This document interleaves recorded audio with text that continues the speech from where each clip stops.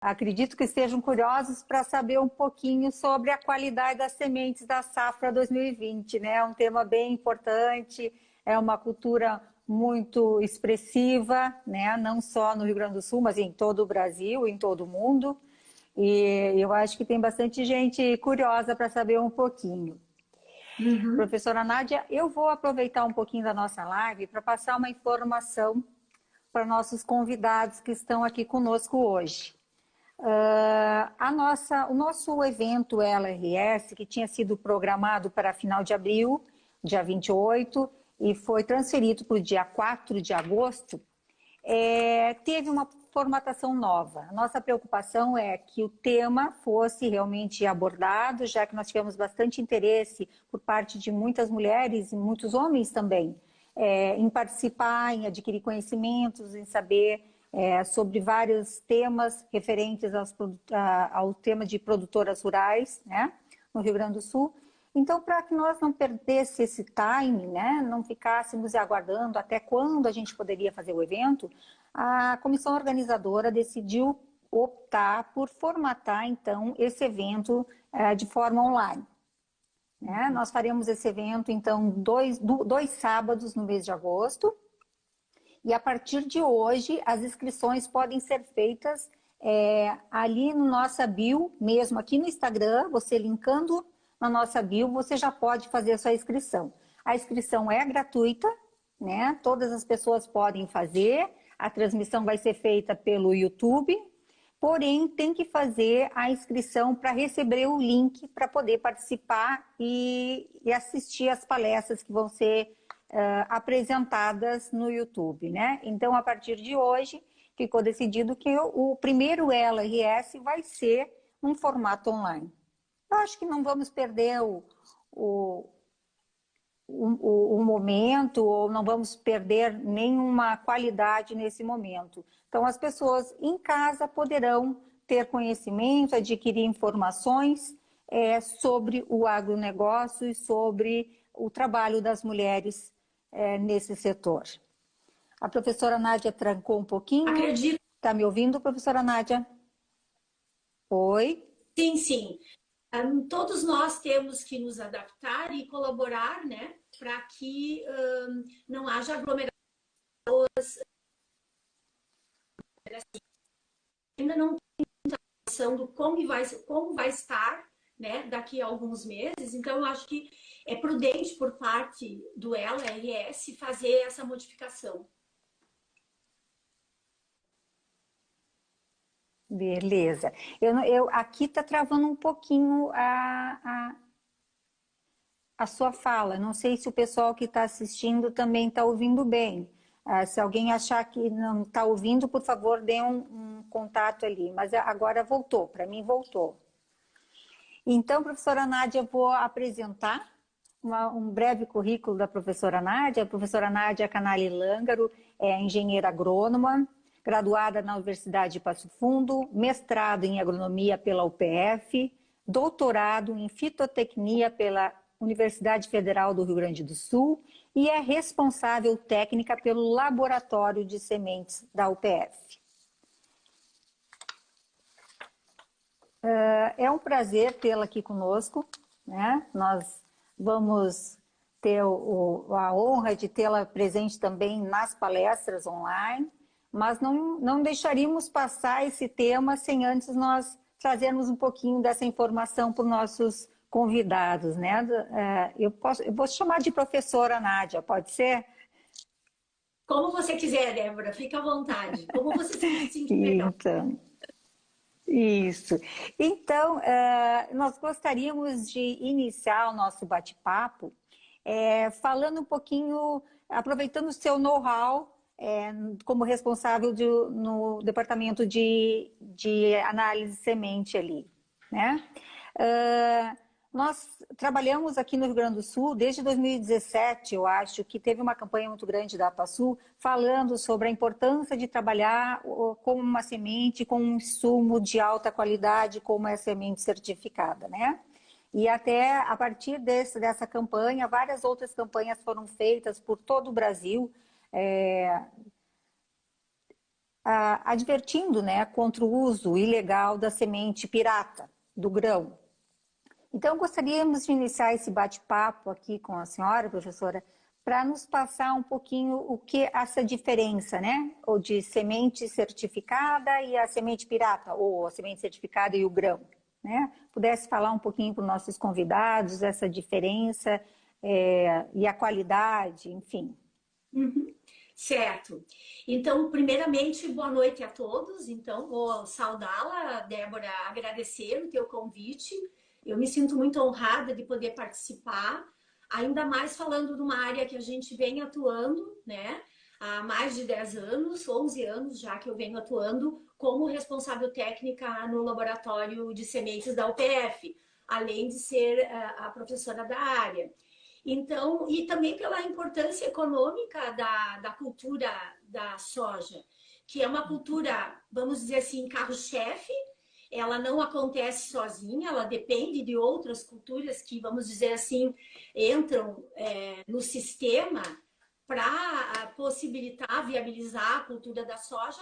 E além de economicamente interessante, importante, ela é também socialmente, né? Socialmente, porque a cadeia de soja envolve vários setores do agronegócio, não somente a produção da soja em si, mas toda uma cadeia, desde a parte de produção propriamente dita, passando por as cadeias de aves, de bovinos, as quais também consomem, né, o resíduo da soja, alimentação humana, óleo. Então, pela cultura, pela importância e pela significância que ela tem na renda do produtor, então é muito importante a gente, vamos dizer assim, se dedicar a fazer pesquisa nessa área. Então, eu me dedico sempre como cultura de verão, eu tenho a soja como minha principal atividade na pesquisa. Então, voltando à tua pergunta, você está comentando sobre a semente, o que é a semente certificada, que todos os órgãos, vamos dizer assim, do setor estão aí num período aí de 25, 30 anos dando uma ênfase maior para que se utilize a semente certificada, né? Então, eu vou falar uma coisa que eu falo no primeiro dia de aula para os meus alunos, né? Claro que a maioria sabe a diferença entre uma semente e um grão, mas eu faço essa pergunta e eu começo a perceber que alguns têm algumas dúvidas, não está tão claro qual é a diferença entre uma semente e um grão. Então, é muito simples, né? Biologicamente falando, a semente, ela contém dentro dela uma estrutura chamada embrião, que é viva. E essa estrutura, ela estando perfeita, estando com todas as suas partes bem formadas, ela vai originar uma planta que vai se estabelecer e vai ter o seu potencial de produção, vamos dizer assim, naquele arranque ali da semeadura.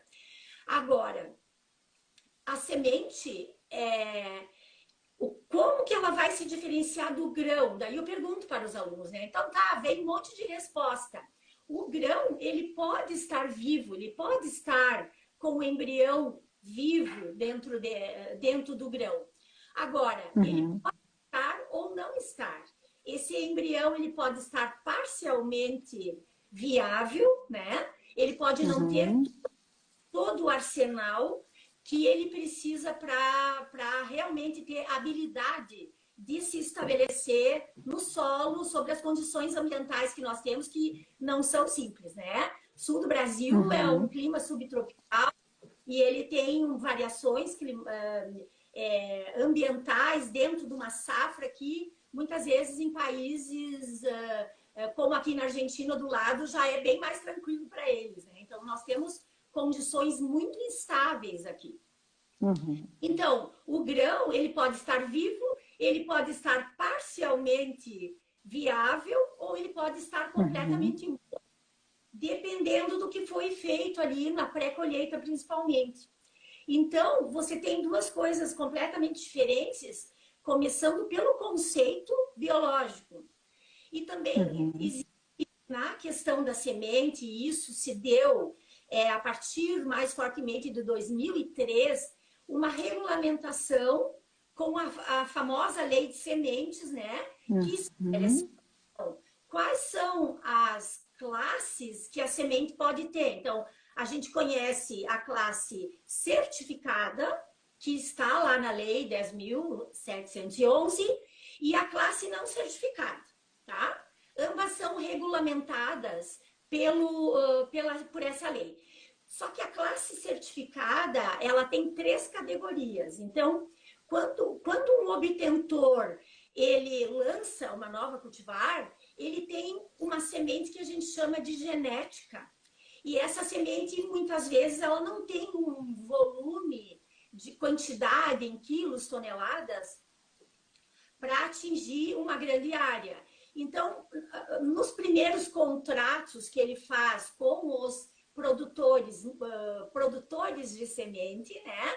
Ele vai fazer contratos para fazer as categorias subsequentes a partir da genética. Então, na classe certificada, a famosa classe certificada, nós temos 3 subcategorias, que são, após a genética, a semente básica. Todo mundo ouve falar, mas não tem, às vezes, muita clareza do que significa, né? A básica, verdade. vamos pensar assim, isso. A básica, vamos pensar assim, que ela é a do primeiro contrato com a empresa que desenvolveu aquela cultivar com o produtor de semente. E depois da básica, num ciclo seguinte, numa geração seguinte, vai ser desenvolvida uma semente certificada 1 e no terceiro ano a certificada 2. Acabou aí, quando eu colho essa semente certificada 2, acabou a semente certificada. Após isso, eu posso ter semente não certificada de primeira e segunda gerações, que a gente conhece por geração S1 e S2. Então, essas de primeira e segunda gerações, elas vão ser desenvolvidas a partir de uma das categorias lá da certificada, da classe certificada. Elas são legais, elas têm um controle de origem e de, vamos dizer assim, de destino, mas elas são de classe não certificada, elas não têm uma menor qualidade, não necessariamente, certo?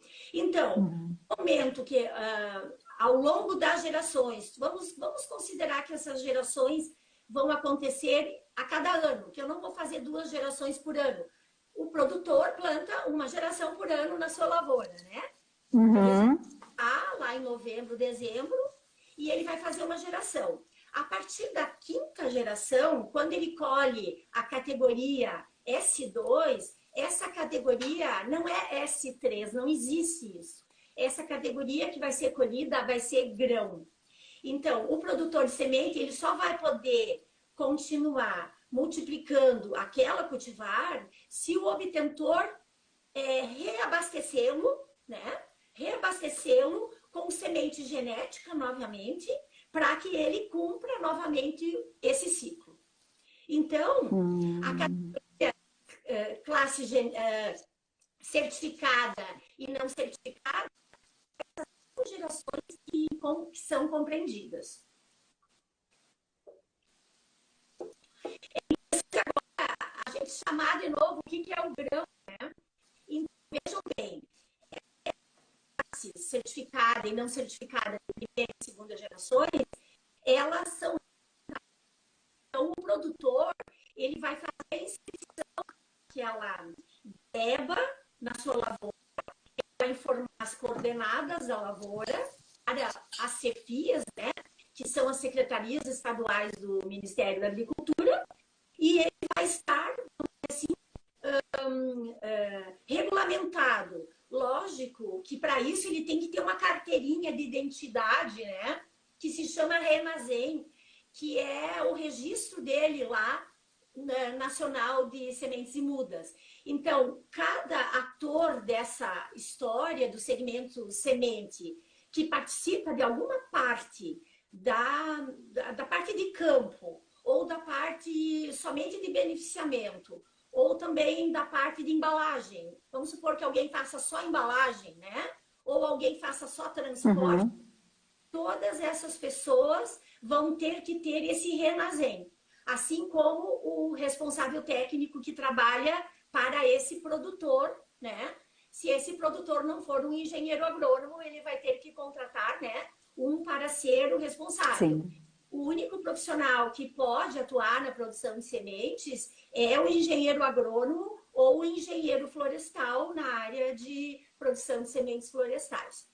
E aí, para chegar lá no grão, né, que assim, as pessoas ouvem falar, o que é o grão, então, né? Mas antes de chegar ainda no grão, eu vou falar mais um detalhe. A lei 10.000, a lei de sementes, vamos chamar ela assim que é melhor, a lei de Uhum. sementes vê na legalidade o produtor que quiser fazer a sua semente própria. Então, uma vez Uhum. ele comprovando a origem de um material de um obtentor pela primeira vez, ele pode, nos anos seguintes, multiplicar essa semente. Então, ele pode fazer isso pelos anos que ele considerar que ele não vai perder qualidade, mas isso, vamos dizer assim, que vai haver uma degeneração, né, da qualidade genética a cada ano que se afastar, vamos dizer assim, das categorias superiores. Então, Uhum. fora a semente certificada e a semente não certificada legalizada e a semente própria, que é legal também, né? Nós temos Uhum. também aquela semente que aparece no mercado, que ninguém sabe dizer muito da onde, né? Muitas vezes ela tem uma bolsa, uma sacaria, um big bag, que não tem uma identificação. Então, Uhum. até pode ter, mas é falsa se tiver, né? Por quê? Porque o produtor não escreveu esse campo, ele não cuidou de todas as etapas, ele não, muitas vezes ele não fez todas as vistorias necessárias. Então, a semente certificada, ela está cercada de cuidados e o produtor de semente, ele é um profissional especializado naquilo. É diferente de eu ter um produtor de grão que não tem todo o conhecimento de tudo que rege a questão da produção de semente e o que é importante na qualidade. E ele, vamos dizer assim, um ano muito bom, sobra a semente e ele esquenta aquela semente, né? Colocando um rótulo falso ou trocando a semente com vizinhos, parentes e assim por diante. Essa atividade Uhum. ela é ilegal, porque a semente própria que o produtor lá escreve no anexo 33, ela resguarda o direito do produtor, só que ele pode guardar só para ele. Se ele guardar mais do que ele precisa, isso pode se tornar uma dúvida sobre a idoneidade dele. Então, é nesse sentido. Então, algumas vezes entram e saem ao fluxo, vamos dizer assim, dos ventos e da sorte. O ano que está bom, entra alguns produtores que não são produtores sérios, né? Produtor Uhum. normal, que muitas vezes não são produtores sérios e que comercializam muitas vezes, né? Muitas vezes eles trocam por outras cultivares, mas muitas vezes comercializam. E emitir lá Uhum. fora do sistema é ilegal. Uhum. Então, Eu acho que muitas ficou bem.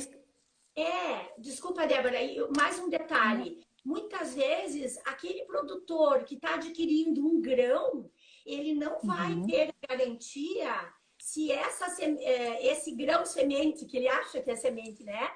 Não tiver um bom desenvolvimento, provavelmente ele vai estar juridicamente completamente desassistido.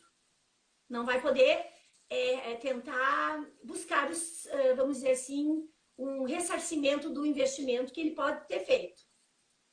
Muito importante, né? É por isso, então, que de forma o que o marketing utilizou de semente pirata, como qualquer outro produto que você não tem segurança da qualidade, né? E nem o registro de que o produto realmente da onde surgiu o produto, se o produto contém realmente tudo que ele, germinação, vigor, as demais qualidades que uma semente precisa ter para que ele floresça, né? Para se estabelecer na lavoura. É bem importante, eu acho que tem muitas dessas questões, a gente trabalha e as pessoas dizem o quê? Mas também tem semente pirata, além de outras coisas piratas, né? Tem também, né? E isso é uma coisa muito importante de trabalhar, de divulgar, porque entra diretamente no setor primário, né? A alimentação, como tu falaste, né? E não só soja, né, Débora? Imagine uma semente pirata de milho, né? O milho que tem cor híbrido, que ele tem que ter uma qualidade muito boa também para... Até porque a população de plantas é menor do que da soja, então um problema de qualidade, por exemplo, numa semente de milho, vai afetar muito a população de plantas na lavoura. Então, mais ainda importante nas espécies, né, que dependem do vigor híbrido. É mais importante, vamos dizer assim, é tão importante quanto na soja, ou mais. Professora Nádia, nós gostaríamos de assim que tu nos passasse um pouquinho do panorama, assim, a gente viu que este ano marcou uma retomada muito grande do crescimento da produção brasileira de soja, né? Consolidou o país como um grande exportador. Mas, assim, eu gostaria que você nos apresentasse um panorama, né, do desenvolvimento da cultura da soja na safra 2020 aqui no estado do Rio Grande do Sul, né? Desde o estabelecimento até a maturação, como é que foi a cultura, essa safra da soja aqui, em termos gerais? Bom, a safra 19 e 20, ela começou bem, vamos dizer assim, na maioria das regiões do Rio Grande do Sul, né? E muitas vezes de uma maneira distribuída meio assimétrica até, né? Alguns locais começaram a ter problemas a partir de novembro, vamos dizer assim, entrando em dezembro. Então, as cultivares que foram semeadas mais no cedo, né? Pegaram, de certa forma, num período mais vulnerável, ali em dezembro, janeiro, e afetou essas cultivares que a gente chama de cultivares que tem um ciclo da emergência à maturação, né? Um ciclo total mais precoce, elas têm um ciclo mais curto. E em algumas regiões que, vamos dizer assim, dá para dizer que no Nordeste foi pior do que na região Noroeste do Rio Grande do Sul. Do Rio Grande do E Sul. aqui no Planalto também foi afetada a partir de dezembro e janeiro.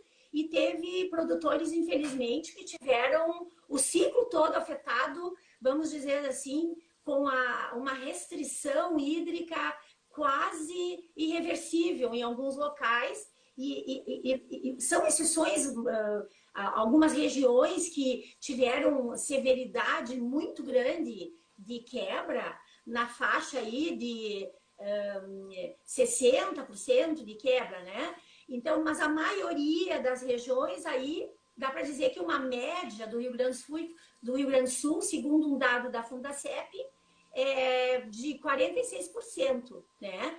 Que foi a redução A quebra do potencial produtivo. Então, produtores que estavam acostumados a normalmente produzir 60 sacos, 70 sacos por hectare, passaram a ter uma renda bastante limitada, né? Alguns chegando a 18 sacas, 15 sacas por hectare. São exceções, né? Mas aconteceu. Né? Aconteceu também de pessoas, de produtores em algumas regiões que produziram 80, 90 sacos por hectare mesmo, né? Muitas vezes com cultivares um pouco mais médias, né? Médias e tardias, em regiões mais favoráveis, vamos dizer assim, que pegaram a chuva ali naquele período que foi necessário da floração da cultivar que ele estava trabalhando.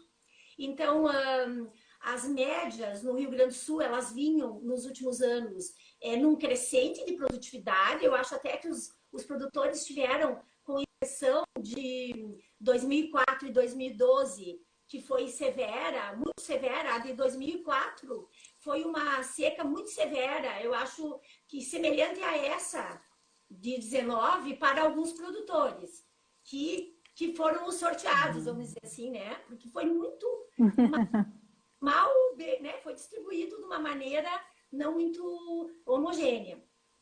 Então, o produtor vinha muito feliz, investindo, né? Muitas vezes fertilizando, calcareando, né? E ele agora ele vai ter que esses que foram atingidos em seio vão ter que dar uma seguradinha aí, né? No freio para tentar agora conciliar a questão de quem depende de financiamento poder fazer a honrar, né, os seus compromissos financeiros. Então, no Rio Grande do Sul, vamos dizer assim, que a gente começou bem e a gente terminou meio complicado, né? Porque foi só abril que voltaram um pouco as chuvas. Até março foi muito drástico. E isso não é só questão da disponibilidade hídrica. Nós temos questões também de associar a isso a temperatura que ocorreu lá em dezembro, em janeiro e fevereiro, muito altas. Porque essas temperaturas, elas, vamos dizer assim, colocam a planta num estado de defesa. Elas se fecham, vamos dizer assim, né? Então, os professores da área de fisiologia podem decorar melhor que eu, mas elas literalmente se fecham os estômatos, né? Para evitar perder água, para o ambiente. E com isso, elas realizam a fotossíntese de uma maneira plena, a todo vapor. Então, elas vão ter uma limitação de produção de fotoassimilados, os quais estão diretamente relacionados com o peso do grão, porque sem fotoassimilado na planta não tem grão pesado. Nós falávamos da safra aqui, o problema hídrico, né, o estresse hídrico aqui da safra do Rio Grande do Sul, e eu gostaria que tu nos colocasse um pouquinho, falasse um pouquinho do Brasil também, como aconteceu, porque a gente sabe que no Paraná também houve um grande problema, né, da estiagem, né, e ao mesmo tempo a gente ouve na mídia dizendo que, nossa, enquanto os outros setores da economia estão com dificuldade, os produtores rurais estão colhendo uma safra espetacular, né? Então, assim, agora há pouco você nos colocou que não, que no Rio Grande do Sul não foi bem isso, né? Alguns locais sofreram muito e também vão ter dificuldades para manter, né, as suas dívidas, manter a sua estabilidade financeira, né? Em termos de Brasil, assim, como é que foi sobre esse tema assim, da estiagem na safra de soja? O Brasil é uma vastidão territorial, né? Então a soja pode ser cultivada de norte a sul do país. Até no Pará, né, já estão havendo a abertura de novas áreas. Meu Deus.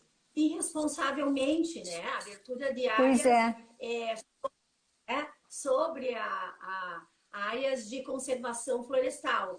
Mas, vamos dizer assim, o Brasil é tão grande que nós temos uma distribuição, vamos dizer assim, das chuvas de forma diferenciada para cada região, muitas vezes. Então, ao contrário do que aconteceu aqui, que nós começamos bem e terminamos no final do ciclo com dificuldades, vamos dizer assim, da metade para o final do ciclo com maior dificuldade, a região centro-oeste, a região leste e nordeste do Brasil, ela de maneira geral, né, ela começou com mais dificuldade, e eu posso até incluir o Paraná aí, que o Paraná teve grandes problemas, vamos dizer assim, na região mais central, sul, né?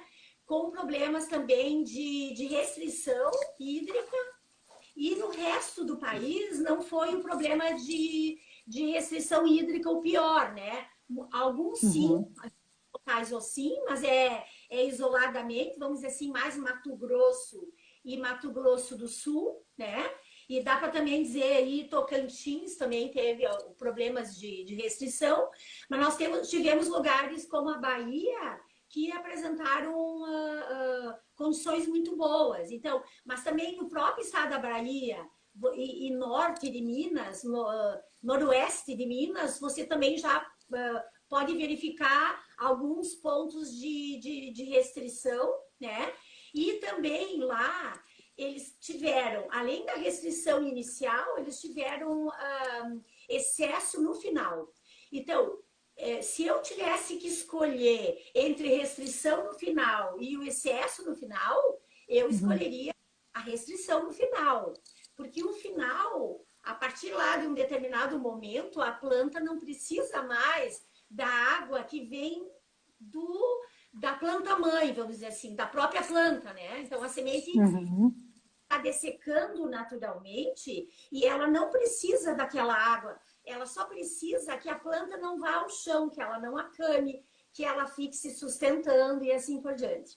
Então, chuvas com excesso ao final do ciclo, elas vão provavelmente causar uma dorzinha de cabeça para quem é produtor de semente. Então, isso é de Rio Grande do Sul ao norte. Se você tem uma restrição de qualidade, eu não vou dizer que aqui foi privilegiado ou foi pior do que lá.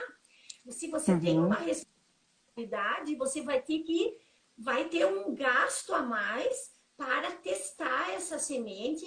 E essa semente, aqui no sul, a gente tem uma condição de armazenagem muito boa, porque nós armazenamos a soja no inverno. Agora, lá na Centro-Oeste, a soja é armazenada no verão, vamos dizer assim, no inverno deles, que não é um inverno igual ao nosso. É o contrário. Eles não chove como aqui. Então, é uma boa para armazenar, né? No sentido que não chove. Mas no sentido da temperatura, nem sempre, né?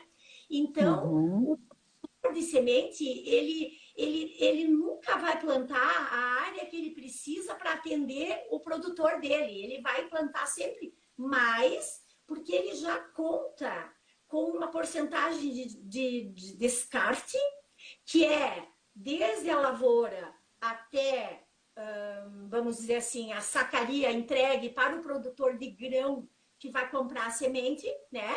Ele tem que é uma perda histórica lá, ele sabe que tem anos ele vai perder 40%. Um ano pior do que esse, talvez ele perca 60%. Mas a semente que ele vai colocar no mercado, ela vai ser testada muitas vezes e aquela semente só será colocada no mercado se ela atingir os parâmetros mínimos que o laboratório de sementes vai avaliar lá, né? Então, o RT vai lá, o boletim e vai ver se aquela semente daquele lote está apto para vender. Nenhum produtor vai querer colocar um produto que não tenha um valor de alta qualidade no mercado, porque ele está vendendo com nota fiscal, ele está comprometido e porque ele tem um nome a zelar, né? Agora, uma pessoa que não tem um ano ela é sementeira, vamos dizer assim, entre aspas, outro ano ela não vai, né, ter talvez o mesmo comprometimento, né, com a qualidade do produtor que é profissionalmente estabelecido como um produtor de semente. Então, em relação às médias, o pessoal lá acima do Paraná, vamos dizer assim, Paraná, inclusive, em algumas regiões foi muito bom, eles vão ter produtividades excelentes, né? Na faixa aí de 4 mil quilos, 5 mil quilos, 7 mil quilos, né? Que vai depender ali da tecnologia que esse produtor teve aplicada e também, vamos dizer assim, como que isso respondeu ao ambiente, né, que ele tem, que ele estava lá. Muito bom. Outra coisa que nós gostaríamos de saber, assim, voltado para a escolha da semente como um dos principais insumos para a lavoura, da escolha da semente se faz o sucesso de uma lavoura, né? Que muitos falam, que foi mudado muito a forma da tomada de decisão, né? E aí também as mulheres estão ajudando bastante nesse sentido, porque é o perfil da mulher ir atrás da informação, é o perfil da mulher buscar novos dados, em busca de novidades para a lavoura. E aí nós temos assim essa mudança de comportamento que é buscar a melhor qualidade, investir na produtividade, né, em detrimento do custo, né, do menor custo. Fala um pouquinho da mudança de comportamento a respeito disso, assim, dessa tomada de decisão e quais são realmente as vantagens, né, de se investir hoje nessa mudança cultural, porque ampliou muito, né, a área. Só no Rio Grande do Sul a gente sabe que até Bagé, que era uma região totalmente voltada ao pampa, ao gado, hoje tem lavouras, né, vacaria, nós temos lavouras, locais que antes não se considerava como locais próprios para a cultura da soja, né? Então, realmente está mudando bastante o perfil dos nossos campos. Então, você, assim como trabalhando na ponta, né, na UPF, como uma grande instituição, formando vários profissionais todo ano, né, todo semestre, como é que está essa nova gestão das propriedades? Como é que está sendo as escolhas? Certo. O produtor e a produtora, né, hoje em dia, eles sabem dessa importância.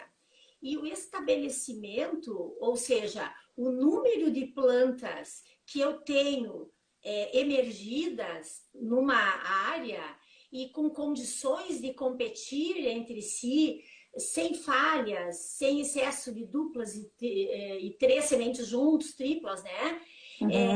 O primeiro componente de, vamos dizer assim, de produtividade que tu deve considerar numa lavoura. Claro que a escolha da genética vem um pouquinho antes ainda, né? Que dependendo da genética, tu vai agregar mais ou menos tecnologia. Então, hoje o produtor sabe disso. Não adianta o produtor empregar uma alta tecnologia se ele não tiver todos os outros fatores, vamos dizer assim, ele, de certa maneira, controlados. Ele gasta, por exemplo, na aquisição de uma semente de boa qualidade, planta na hora certa, tem um stand de plantas ideal, só que depois ele se distrai, ele não cuida uma coisa, não cuida outra. Então, ele tem que aplicar uma tecnologia à altura da genética, à altura, vamos dizer assim, do investimento em fertilidade. Ele tem que empregar uma genética que vai expressar todo aquele potencial que ela tem. E essas cultivares que têm, às vezes, mais de um gene de tolerância a um herbicida ou à lagarta, né? Essas muitas vezes, pelo valor delas próprio agregado, elas têm que ser cultivares muito bem cuidadas. Você tem que manter o refúgio, você tem que fazer os tratos culturais corretamente, porque senão você está colocando lá algo muito valoroso ali, né? E que vai se perder no meio das plantas daninhas ou das doenças que possam ocorrer. Então, não dá para ir no ponto, né? Investir no solo, porque o solo, esse ano, o investimento no solo, na palha, isso favorece muito a umidade, a manutenção da umidade do solo. Então, muitos tiveram menos prejuízos, porque estavam fisicamente e quimicamente melhor amparados pelo sistema solo ali, né? Então, faltou. Mas afetou com menos intensidade quem estava mais com mais poupança, vamos dizer assim, em termos de sol. Ah, eu não sei se alguém quer fazer alguma colocação. Nós estamos finalizando a nossa live, mas assim estamos à disposição. Quem quiser fazer mais perguntas, né? Eu vi que entrou uma garotada, bastante gente nova ali, dando um ok. Eu acho que é um assunto bem interessante, esse nosso, sobre a semente de soja. Nós temos, assim, somente que agradecer, professora Nádia, porque realmente, assim, ó, a UPF está sendo uma grande parceira, né, ao Sindicato Rural de Passo Fundo, a Ledeia Comunicação, que são os realizadores, e para nós, assim, é uma honra tê-la conosco, passando essas informações de forma tão cuidadosa, tão abrangente, né, que realmente, na verdade, o que a gente tem que tomar em consideração é que são vários fatores que fazem aumentar a produtividade, né? Não é só a semente, mas nós precisamos ter um solo bom, nós temos que cuidar às pragas da lavoura. Nós estamos aqui com o pessoal, a Jéssica, dando parabéns, ótimas colocações, parabéns para a Prof. Nádia, as alunas estão aqui, ó, junto conosco, ouvindo as colocações. E eu gostaria que você fizesse alguma colocação ou alguma orientação para as mulheres que trabalham no agro com você, para as mulheres que já estão trabalhando no laboratório de sementes, ou para produtoras, enfim, os cuidados necessários, né, na hora de escolher uma boa semente. Uhum. Ok? Assim, eu acho que qualquer ambiente para ser produtivo, né, começa pelo nosso lar, né?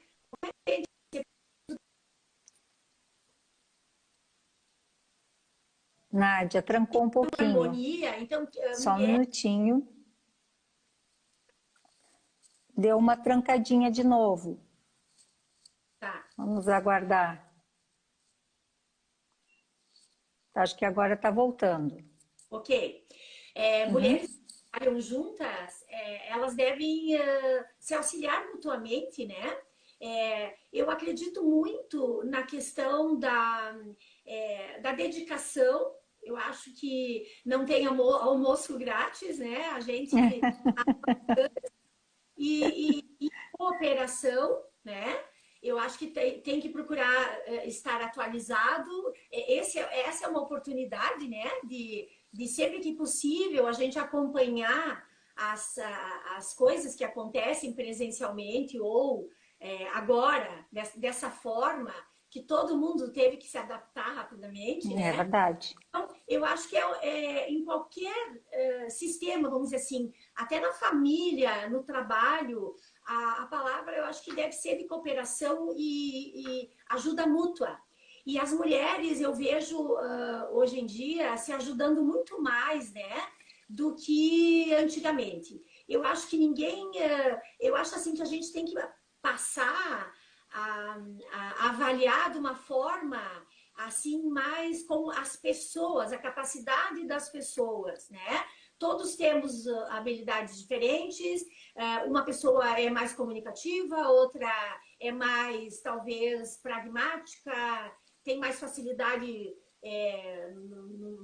vamos dizer assim, em algo mais complexo, que outra não tem, mas é o somatório dessas habilidades que cada um tem que vão formar as empresas, né? Então, as empresas estão procurando hoje. Eu acho que elas estão procurando pessoas para confiar.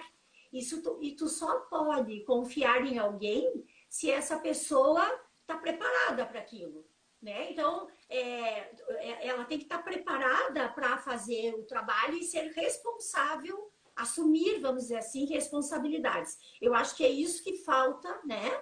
Muitas vezes, as pessoas assumirem as suas responsabilidades. E isso não tem muito gênero, né, Débora? Não. Vamos usar a pessoa. Isso. Eu concordo, admito que existe uma, vamos dizer assim, historicamente, décadas atrás, a coisa foi diferente para as mulheres, mas hoje eu não vejo mais que as oportunidades sejam menores, né?